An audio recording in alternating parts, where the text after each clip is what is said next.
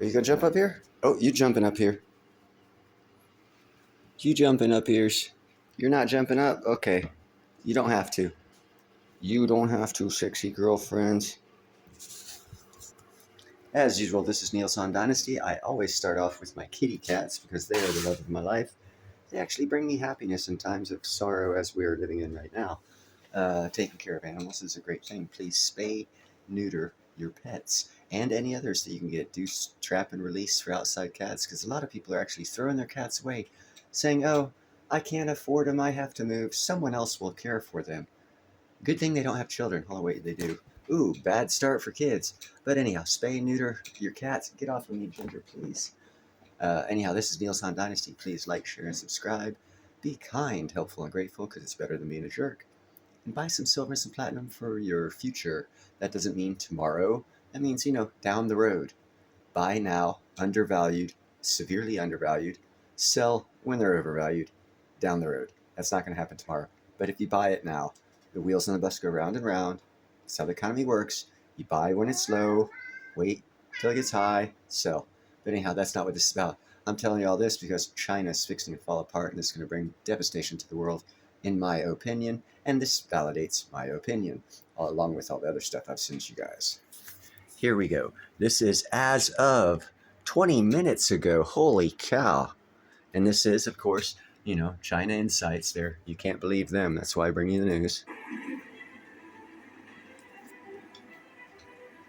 But I don't think this is CGI.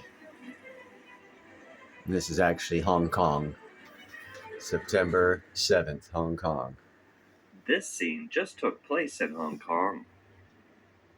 The person who filmed this stood in the subway and watched the water rushing into the subway station, but couldn't do anything about it. This is widely circulated footage of a flood scene in which neighborhoods have turned into oceans of fast-moving water. But this is just a snapshot. Half of Hong Kong is said to be in bad shape, all flooded.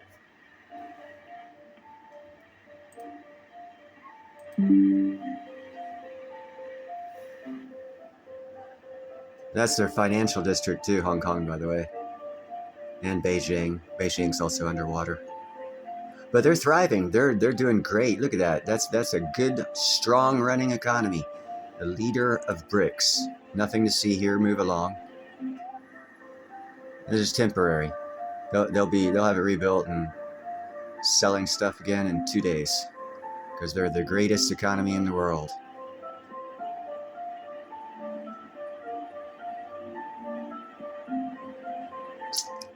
The torrential rain was brought by Haikui, a typhoon that made landfall in the Chinese province of Fujian on Tuesday. Although it later weakened into a tropical depression, its slow-moving clouds have dumped huge volumes of precipitation on areas still soaked by rain from a super typhoon a week earlier. Late at night on September 7th, Hong Kong started to receive heavy rainfall. The city was paralyzed for almost the entire duration. The floodwater in the streets was so big that it looked like a small river. The Hong Kong Observatory continued to issue black rainstorm warnings, while Shenzhen was too slow in announcing flood discharge notifications, provoking outrage from the Hong Kong people. At 23:05 hours on September 7th, the Hong Kong Observatory issued a black rainstorm warning. The black warning signifies that rain exceeding 70 millimeters an hour has or is expected to fall.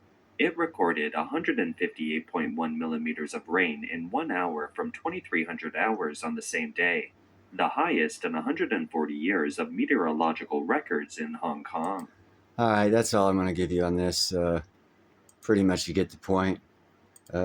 China is not only facing a lot of issues with their market garden or whoever that is that's building buildings that fall apart after 2 days of them being completed and not sold yet. But on top of that, that's excellent for economic growth. And I just wanted to bring you guys this report. Flooding a city is excellent for China's growth. It's going to do them wonders. It's going to raise BRICS. It's going to bring kumbaya feelings to everybody in BRICS. So go BRICS for all you people that think it's going to be something. One day it will, but it's not today, not tomorrow, or not the day after that.